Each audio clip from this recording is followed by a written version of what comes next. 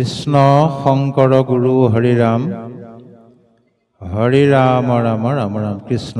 এতিয়া মই প্ৰথমতে আলোচনা কৰিম যে ভাগৱত কি, ভাগৱত আমি কিয় শুনিব লাগে, ভাগৱত কোন মানুহে শুনিব পাৰে, কোন মানুহে শুনিব নোৱাৰে, ভাগৱত শুনিলে আমাৰ কি লাভ হ'ব ইত্যাদি সম্পৰ্কে আমি অকমান আলোচনা কৰোঁ। এতিয়া ভাগৱত কি বুলি যদি আপোনাক কোনোবাই প্ৰশ্ন কৰে, ইয়াৰ কেইবাটাও দিশ আছে। এটা দিশ হ'ল আমি এটাই উত্তৰ জানো যে ভাগৱত হ'ল এভাগ প্ৰধান ধৰ্মীয় গ্ৰন্থ, এটা দিশ। দ্বিতীয়তে ভাগৱত কি বুলি যদি প্ৰশ্ন কৰে যে ভাগৱত হ'ল স্বয়ং বৈকুণ্ঠপতি কৃষ্ণ, কিয়নো বৈকুণ্ঠ প্ৰয়াণৰ আগে আগে উদ্ধৱক ভগৱন্ত কৃষ্ণদেৱে নিজ মুখেৰে কৈছিলে যে হে উদ্ধৱ, মই বাংময় মূৰ্তি হিচাপে ভাগৱততেই থাকিম। বাংময় মানে কি? বাক্যময়।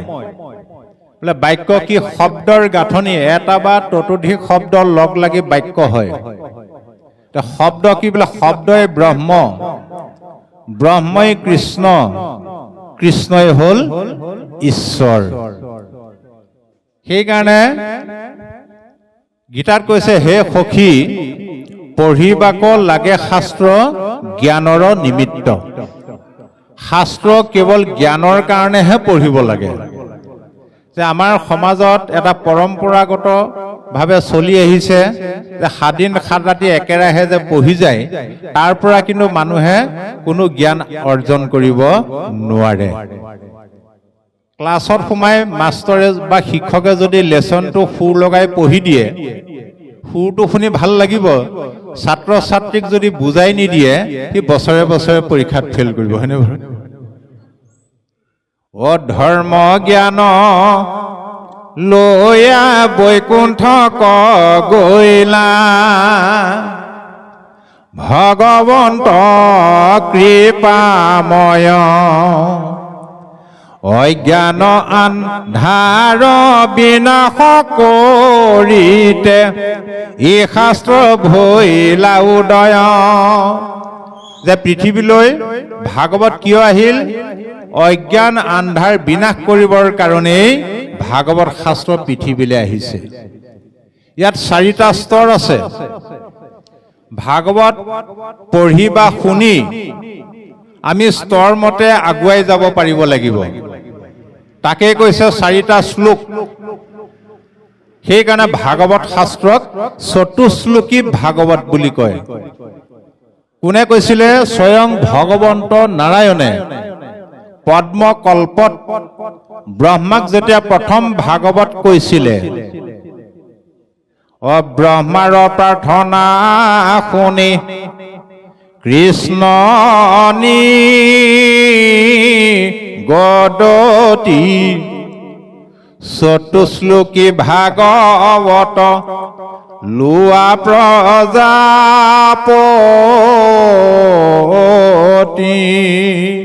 হে ব্ৰহ্মা, এই চতুশ্লোকী ভাগৱত দিছো লোৱা। কি? জ্ঞান বিজ্ঞান তদংগ আৰু ৰহস্য। জ্ঞান, জানিব লগা বস্তুক জনাটোৱে হ'ল জ্ঞান। গীতাত কৈছে হে সখী, জ্ঞেয় বস্তুক জনাটো জ্ঞান। আমি জানিব লগা অসংখ্য কথা আছে, আৰু মানুহে কোটি কোটি জনমতো জানি শেষ কৰিব নোৱাৰে। প্ৰথম জানিব লগা, বিশেষকৈ আমি 4টা কথা জানিব লাগিব। প্ৰথম জানিব লগা কথাটোৱে হ'ল নিজক।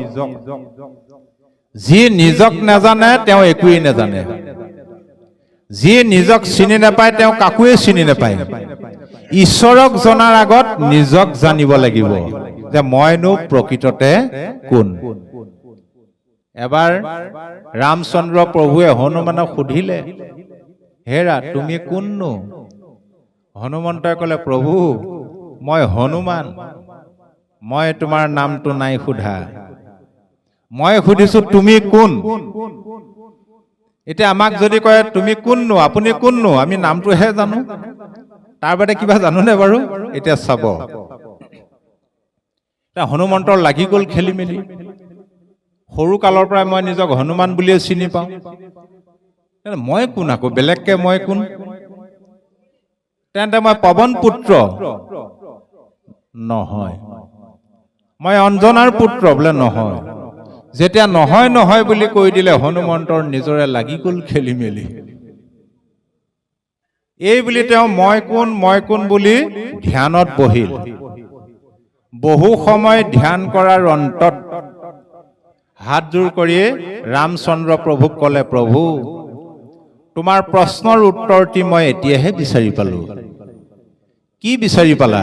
বোলে দেহ দৃষ্টিত মই তোমাৰ দাস, জীৱ দৃষ্টিত মই তোমাৰ অংশ, আৰু আত্মা দৃষ্টিত প্ৰভু তুমিয়ে মই, তোমাৰ আৰু মোৰ মাজত কোনো পাৰ্থক্য নাই। এতিয়া দেহৰ দৃষ্টিত যে আমি ঈশ্বৰৰ দাস, সেই কথাটো ইতিমধ্যে অক্ৰূৰে ভগৱন্ত কৃষ্ণক যিটো স্তুতি কৰি আছে তাত ওলাই গৈছে। তাৰমানে পঞ্চভূত অহংকাৰৰ পৰা ধৰি এই 24টা তত্ত্ব ঈশ্বৰে আওপকীয়াকে তেওঁ নিজেই নিজক বিভিন্ন ৰূপত সৃষ্টি কৰে, নিজকে নিজেই পালন কৰে, নিজকে নিজেই সংহাৰ কৰে। এই কথাটো কালি ৰাতি ভাগৱতত ওলাই গৈছে, শিশু লীলাত। ঐ আপোনাকে মই আপুনি সজো, আপুনি পালো সকলে, আপোনাক পাছে আপুনি সংহৰো, আপোন মায়াৰ বলে। মই মোৰ নিজ শক্তিৰ দ্বাৰা।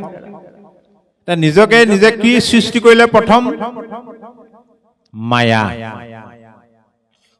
তাৰপিছত মায়াক লগত লৈ অনাদি ঈশ্বৰ কৃষ্ণ জগত কাৰণ, সৃজিলা মায়াক লয়া মহাভূত গণ। মায়াক লগত লৈ পঞ্চভূত সৃষ্টি কৰিলে। ক্ষিতি অপ তেজ মৰুত গুম, মাটি পানী জুই আকাশ বায়ু, তাৰমানে তেওঁ নিজকে সৃষ্টি কৰা নাই জানো? গতিকে আমাৰ দেহটো 24টা তত্ত্বৰে গঠিত।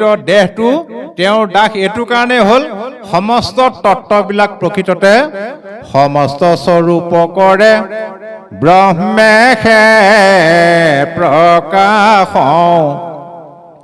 সমস্ততে কৰি যিটো আচন্ত নিবাস। সেই ব্ৰহ্মই প্ৰকাশ কৰি আছে। ব্ৰহ্মটো কি? গীতাত অৰ্জুনে কৃষ্ণ সুধিলে, হে সখী ব্ৰহ্ম কি?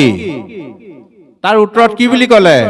যেহি ব্ৰহ্ম সেহি আত্মা, নাহি কে অন্তৰ, ব্ৰহ্ম বিনে ভিন্ন বস্তু নাহি কে অপৰ।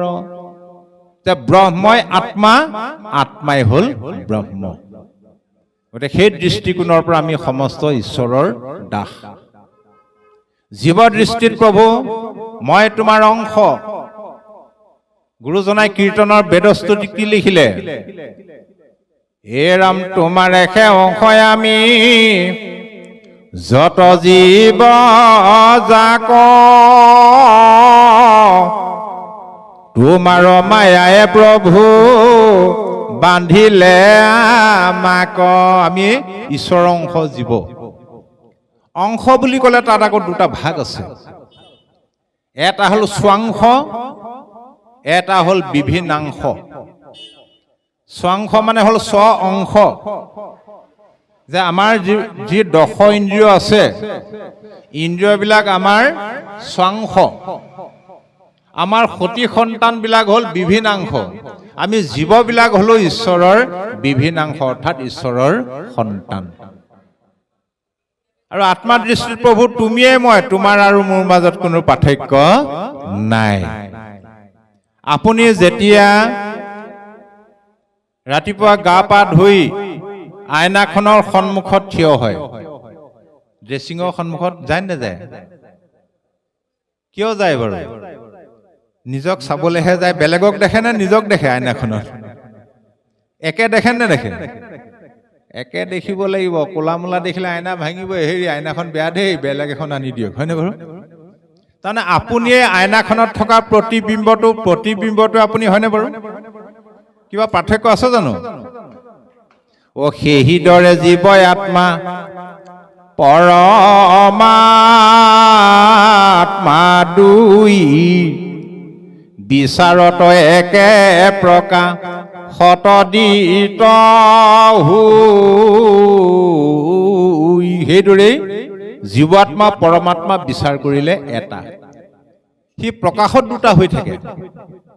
আইনাখনেহে আপোনাক মানুহ এজন দুজন কৰি পেলোৱা নাই জানো? আইনাখন যদি ভাঙি পেলাই আইনাখনত থকা আপোনাৰ প্ৰতিবিম্ব কলৈ যাব? আপোনাৰ গালে ঘূৰি আহিব। সেই আইনাখনত থকা প্ৰতিবিম্ববিলাকে হলো আমি পৰমাত্মাৰ প্ৰতিবিম্ব স্বৰূপ জীৱাত্মাবিলাক। আৰু সেই আইনাখন কি? আমি অসমীয়াত দাপোন বুলি কওঁ। সেইখনে হ'ল মায়াৰ দাপোন। মায়াৰ কবলত পৰি আমি আত্মবিস্মৃতি হৈ সকলো পাহৰি গুচি গলো।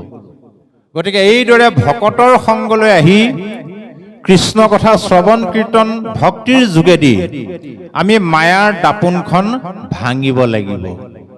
কেনেকে ভাঙিব?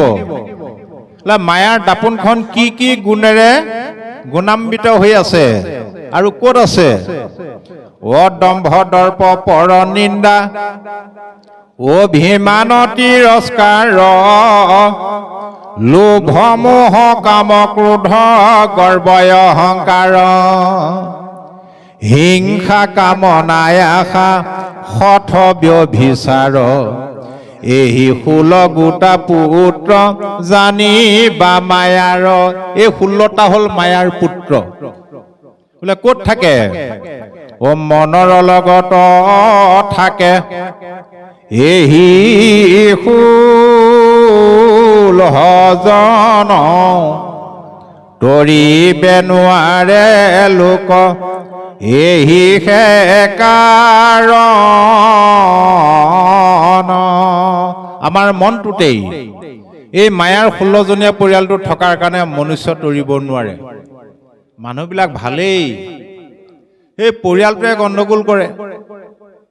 ভাগৱত শুনিবলৈ যাবলৈ মন যায় নহয়, কিন্তু পৰিয়ালটোৱে নিদিয়ে আহিবলৈ। তাৰ ভিতৰতে দুই এজন যাৰ পুণ্য আছে সেইসকল ওলাই আহে আৰু। গতিকে তেতিয়া জীৱাত্মা পৰমাত্মা হৈ গুচি যাব। তাৰপিছত দ্বিতীয়তে আমাৰ আচল ঘৰ কোনখন সেইখন চিনাকি হ'ব লাগিব। এতিয়া আচল ঘৰখনে চিনি পোৱা নাই। ৰাতি ভাগৱতৰ পৰা আপোনালোক কলৈ যাব? নে নামঘৰত থাকিবই নে যাবগে? যাবগে। কলৈ যাবগে? নিজৰ নিজৰ ঘৰলৈ যাবগে। কিন্তু নামঘৰত ভাগৱত শুনাৰ পিছত যদি ঘৰখন পাহৰি থাকে, তেতিয়া ঘৰখন উলিয়াব পাৰিব নোৱাৰে। এতিয়া আমাৰ অৱস্থাটো সেইটো হ'ল, আমি পাহৰি গলো মায়াৰ কবলত পৰি। প্ৰমাণ আইগৰাকীক সোধোচোন বাৰু, আইগৰাকীৰ ঘৰ ক'ত? কব ইয়াতে। এখন কি গাঁও বুলি কয়? তেলীয়া গাঁৱতে। নহয়, আপোনাৰ আচল ঘৰ ক'ত? মাকৰ ঘৰখনৰ কথা ক'ব। মাকৰ ঘৰখন আচল ঘৰ হয় জানো আইসকলৰ? তাৰ আগত ক'ত আছিলে? তাৰ আগত ক'ত আছিলে? গৈ থাককচোন। গৈ গৈ সকলোৰে আচল ঘৰ এখনে ওলাব, সেইখনে হ'ল বৈকুণ্ঠ। এইটো 2 নম্বৰ। 3 নম্বৰত আমি সংসাৰলৈ কিয় আহিলো?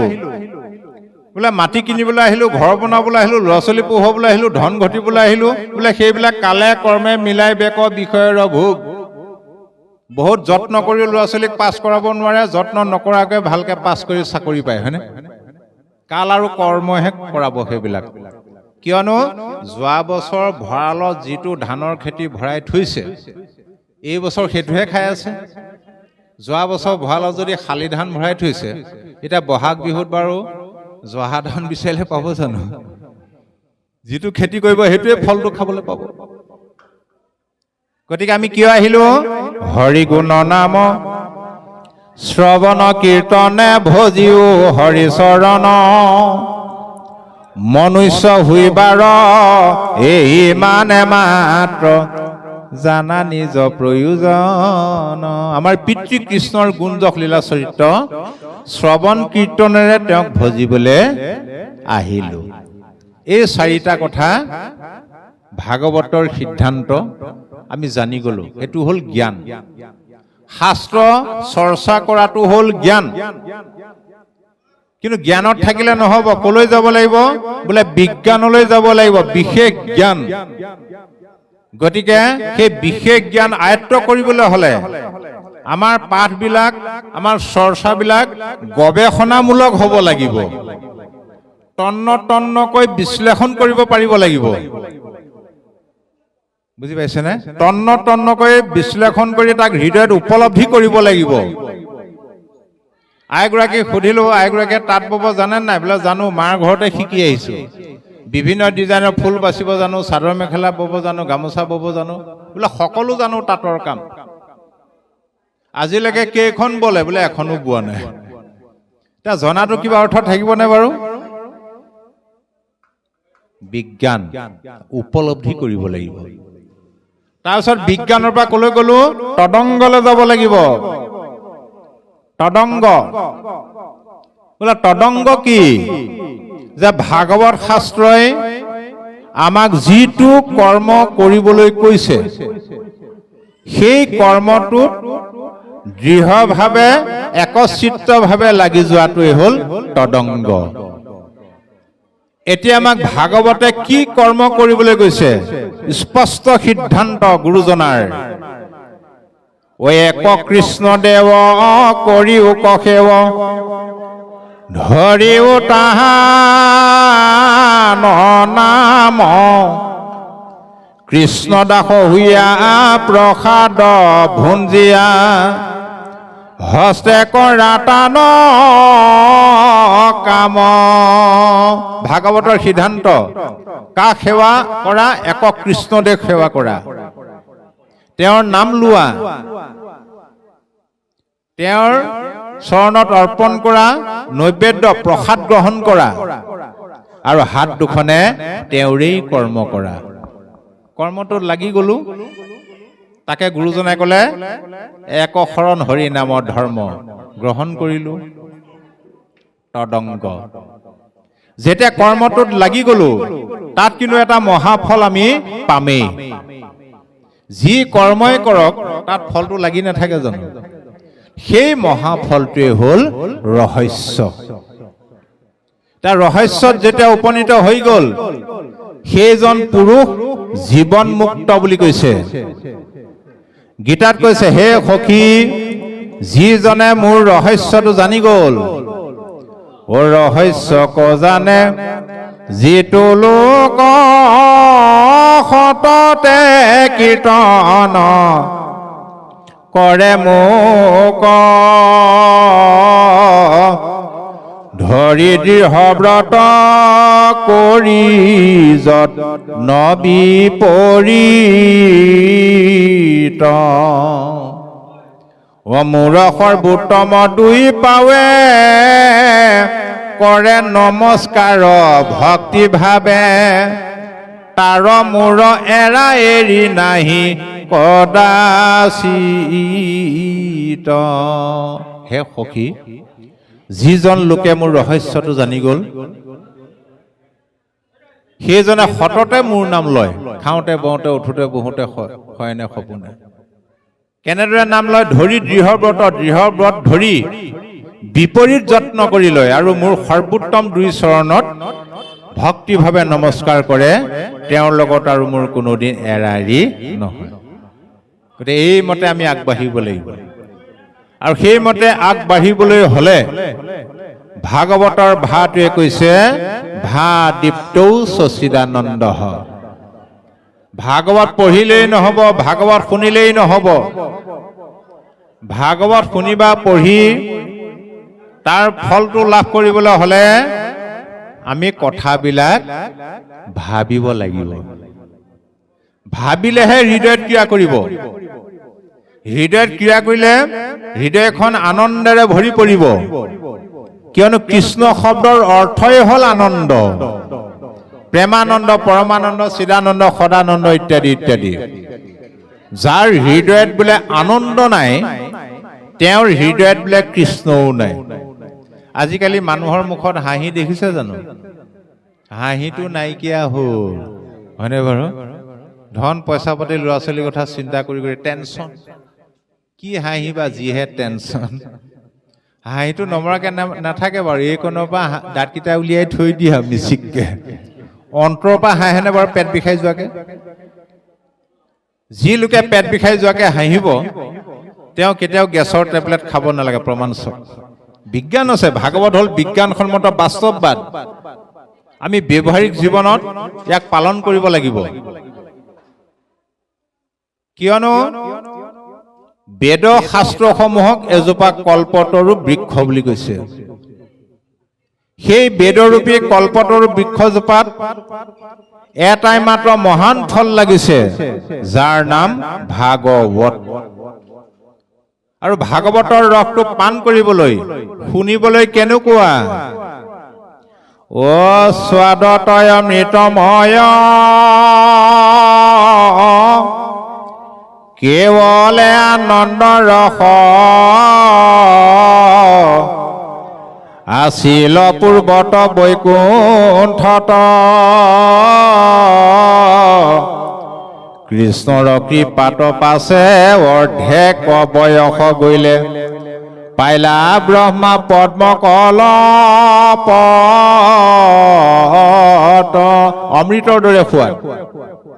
যিমানে শুনিব সিমানে আপোনাৰ মনৰ যিটো আনন্দ বাঢ়ি বাঢ়ি গৈ থাকিব। সেইকাৰণে ভাগৱত শুনি থকা অৱস্থাত ভাগৱত শুনাৰ পৰা আমাৰ লাভ হৈছে নে নাই, তাক প্ৰমাণ কৰিবৰ কাৰণে নিজক সদায় দুটা প্ৰশ্ন কৰিব লাগে। প্ৰথম প্ৰশ্ন হ'ল ভাগৱতৰ কথাবিলাক অমৃতৰ দৰে সোৱাদ লাগিছে নে নাই। দ্বিতীয় কথা, ভাগৱত শুনাৰ ফলত মনলৈ আনন্দ আহিছে নে নাই। যদি ভাগৱতৰ কথাবিলাক ভাল লাগিছে, ভাগৱত শুনি যদি মনলৈ আনন্দ আহিছে, তেন্তে ঠিকেই আছে। যদি দুইটাৰ এটাও হোৱা নাই, ভাগৱত শুনি শুনি আমনিহে লাগিছে, জানক আপোনাৰ পূৰ্বজন্মৰ কিবা বিকাৰ এটা আছে। যি লোকৰ পূৰ্বজন্মৰ বিকাৰ থাকিব, তেওঁ ভাগৱত যিমান অমৃত হলেও সোৱাদ নাপায়। গোটেই জীৱনটো ভাগৱত শুনিলেও তেওঁৰ মনলৈ আনন্দ নাহে। এতিয়া পূৰ্বজন্মৰ বিকাৰটো কি? ঐ অনেক জনমে যাৰ সুকীৰ্তি আশ্ৰয় বিচাৰি পাই বেক নাম সিটো মহাশয়। যাৰ অনেক জন্মৰ সুকীৰ্তি, সৎকৰ্ম ফল, মহা মহা পুণ্য জমা হৈ আছে, তেওঁলোকেহে ভাগৱত শুনিবলৈ আগ্ৰহ কৰিব। আজি যিসকলৰ উদ্যোগত সভাপতি সম্পাদক বাপকে প্ৰমুখ্য কৰি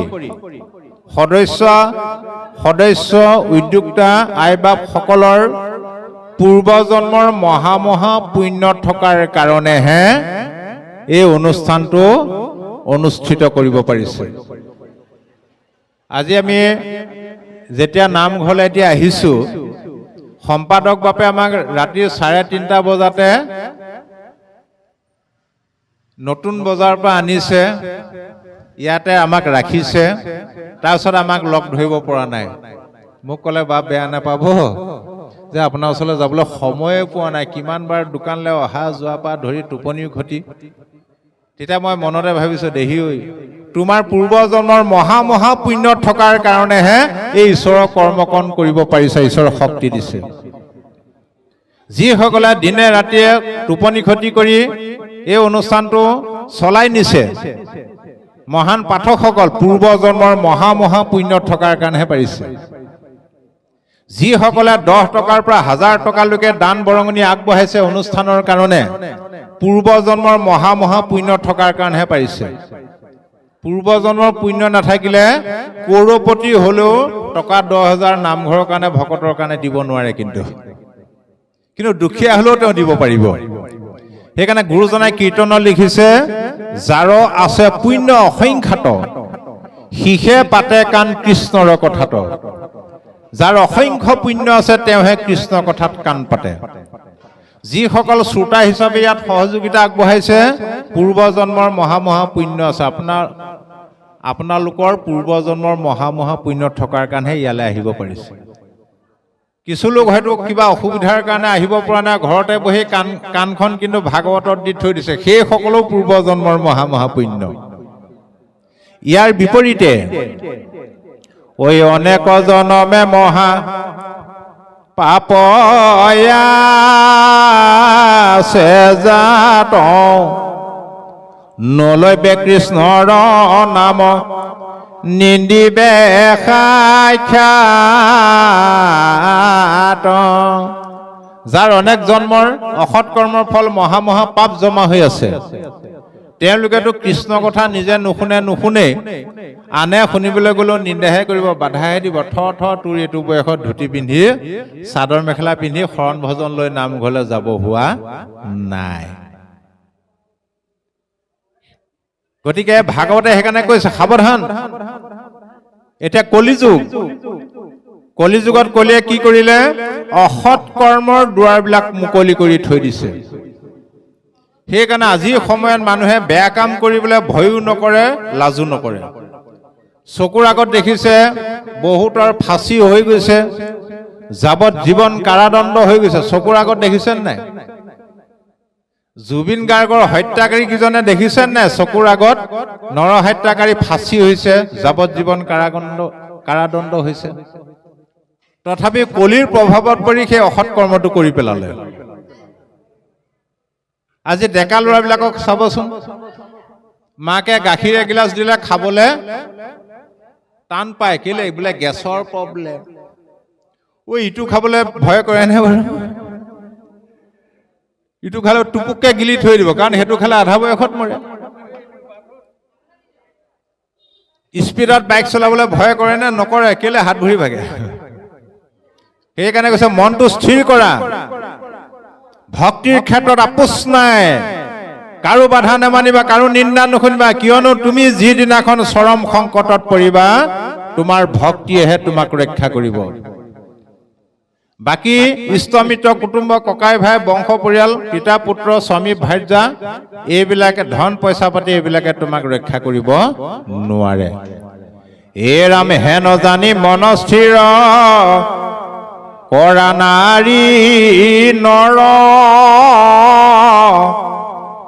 নিন্দিলেও নেৰিবা ভক্তি মাধৱৰ। 10 জনে নিন্দা কৰিলেও মাধৱৰ ভক্তি নেৰিবা। প্ৰয়োজন সাপেক্ষে আমি এই বাধা বিঘিনিবিলাক অতিক্ৰম কৰিব পাৰিব লাগিব।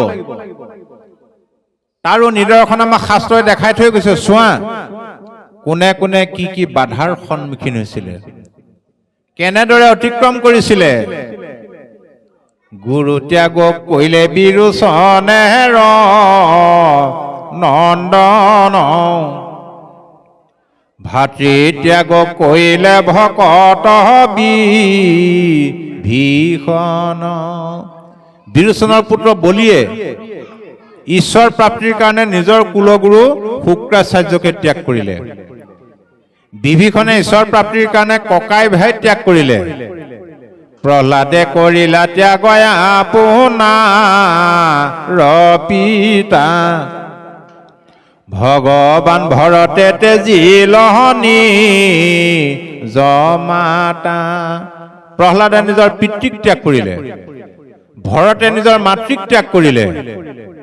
গোপীগণে স্বামী ত্যাগ ভাগৱতে শুনি, সৰ্বদেৱ ত্যাগ কৰিলে ভৃগু আদিমুনি। ভৃগু আদিমুনিয়ে দেৱ দেৱতাৰ সংগই ত্যাগ কৰিলে। গোকুলৰ গোপীসকলে নিজৰ স্বামীকে ত্যাগ কৰিলে।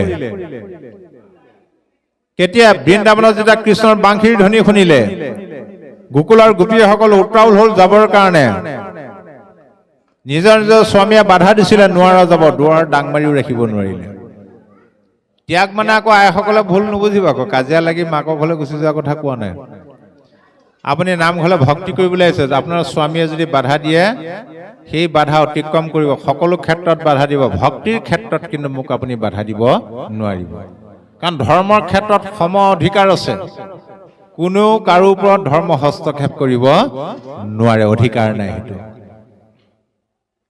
কিয় বিপদত ধৰ্মহে ৰক্ষা কৰিব আজি আপোনালোক যিজন স্বামীৰ কাৰণে আহিছে সেইজন হ'ল জগতৰ স্বামী আপুনি যেতিয়া চৰম সংকটত পৰিব জগতৰ স্বামীহে ৰক্ষা কৰিব বাকীবিলাক স্বামীয়ে মায়াময় স্বামী ৰক্ষা কৰিব পাৰিবনে বাৰু ডাঙৰ বিপদজন দেখিলে মাকৰ ঘৰলৈ খেদি পঠাবলৈ আছে সাৱধান প্ৰমাণ দি দিলে দ্ৰৌপদীয়ে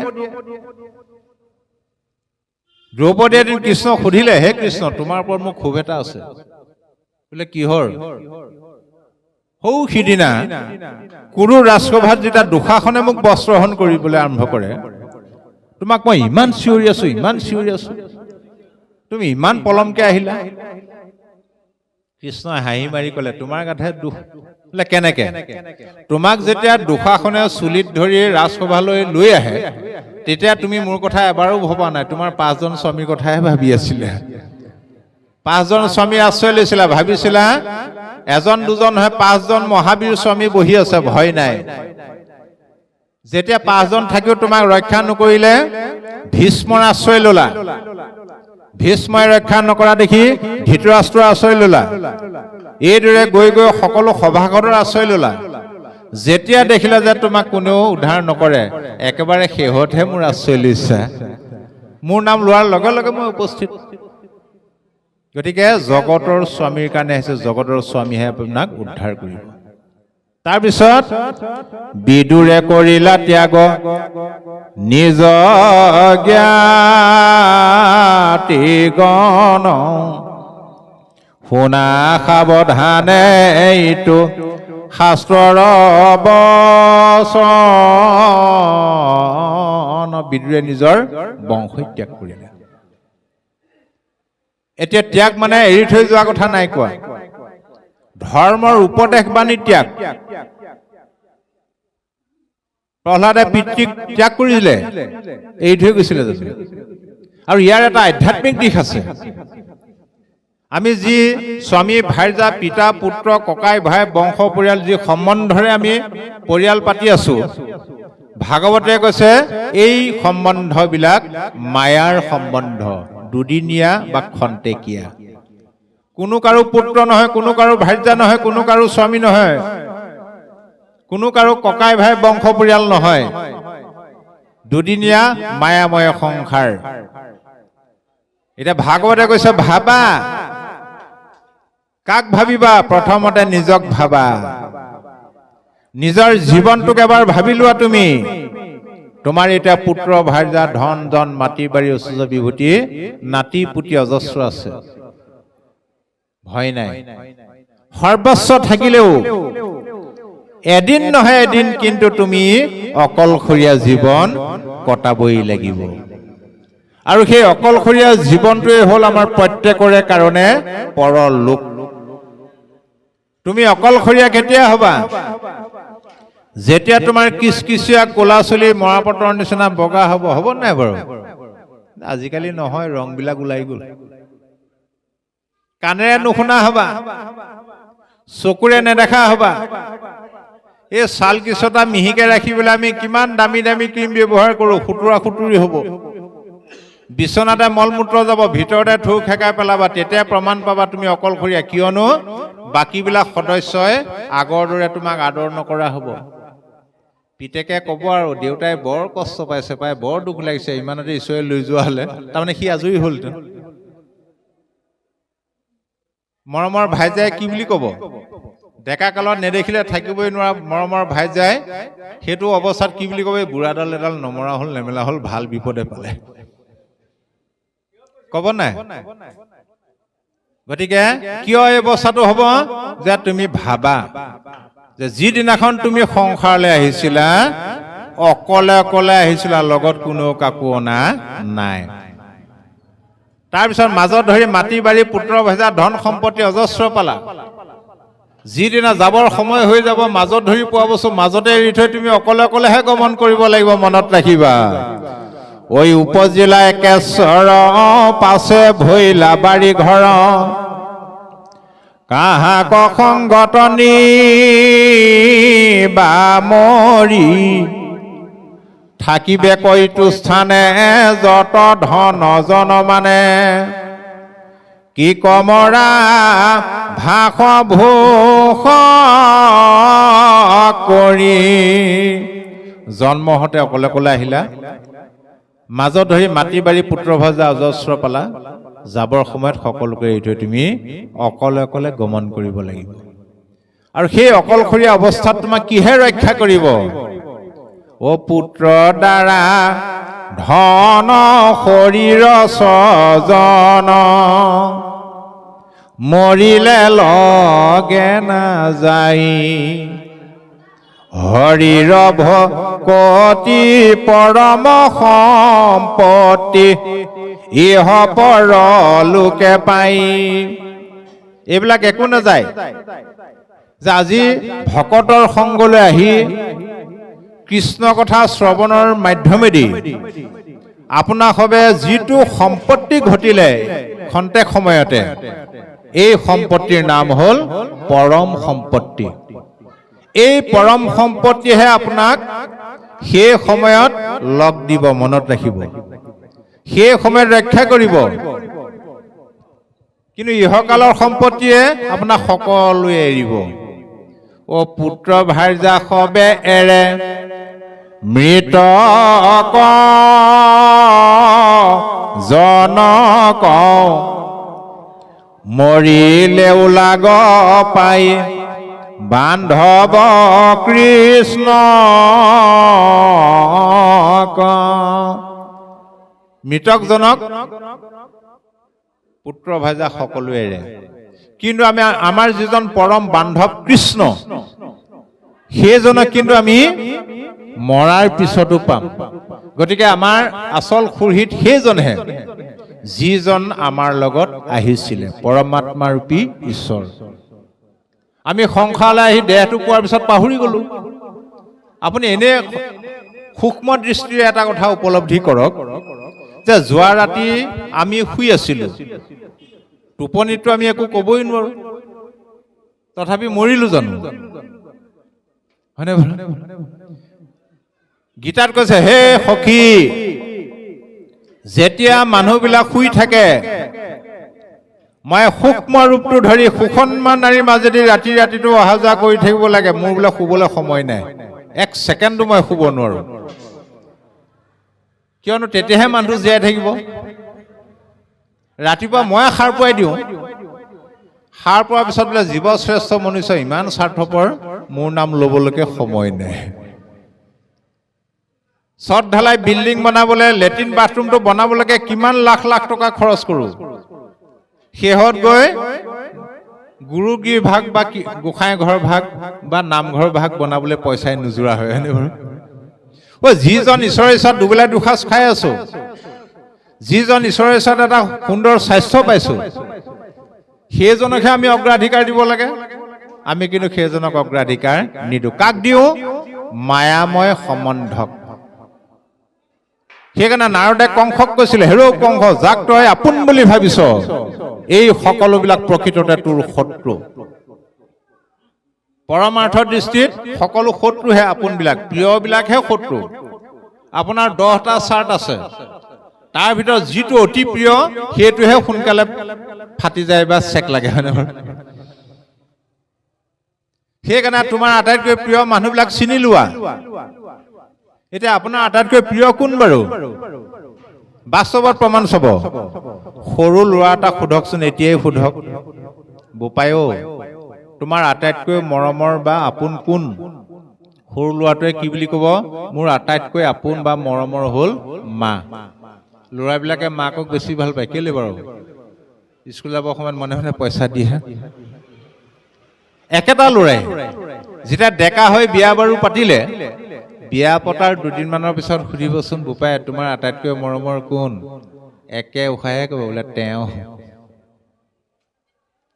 কালক্ৰমত ল'ৰা এটা জন্ম হ'ল, তেতিয়া সুধিব, বোপাই তোমাৰ আটাইতকৈ মৰমৰ কোন? ল'ৰাটো বুলি ক'ব, পুত্ৰ। সেই পুত্ৰকো চিনি লোৱা প্ৰথম। দ্বিতীয়তে আমাৰ আপোন কোন? ককাই ভাই বংশ পৰিয়ালবিলাকহে আমাৰ আপোন, বাকীবিলাক পৰ। সেই ককাই ভাইকো চিনি লোৱা। তৃতীয়তে বোলে ভাইজাক বা স্বামীক চিনি লোৱা। যি ভাইজাৰ কাৰণে নিজৰ জন্ম দিয়া পিতৃ মাতৃকেৰা, যি স্বামীৰ কাৰণে জন্ম দিয়া পিতৃ মাতৃকেৰা চিনি লোৱা। তাৰপিছত ঈশ্বৰৰ নাম লৈ ঘূৰি ফুৰিছা, প্ৰত্যেক মুহূৰ্ততে ঈশ্বৰৰ নাম লোৱা, ঈশ্বৰকো চিনি লোৱা। বিপদত তোমাক উদ্ধাৰ কৰে নে নকৰে? বোলে কাক কেতিয়া চিনি পাবা?